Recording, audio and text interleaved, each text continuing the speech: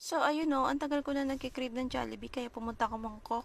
Kaso, dito niya ako dinala sa sushihan kasi yan daw ang gusto niya. Ay, sus, parang di naman niya alam na allergy ako sa seafood. Mainim na nga lang at marami akong stock na gamot. Dito nga pala yan sa Mongkok Exit E1. Medyo maganda yung lugar kasi hindi siya masyadong crowded. Unlike sa ibang resto, talagang daming pila sa labas. Hindi siya masyadong matao, kaya yan, yung mga waiter, masyado kaming asikaso. And charot!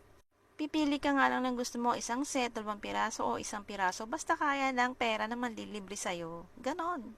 Mindset ba? Mindset. Siyempre, unang-una, ang green tea. Diretso sa bituka. Medyo ang in-order namin yung medyo dumaan siya sa apoy. Ayaw namin na sobrang hilaw. Siyempre, iwas bulate. Dapat kami lang ang bolate. Fairness, masarap. Tsaka nga pala, yung mango juice nila, ang sweet. Mas sweet pa sa akin, my gosh. Pass tayo dyan. Itong vanilla, hindi ko masyado. Pass din yan. Pero nakashare din ako sa kanya yan. Ubus ko nga. Ganda pala ng tanawin.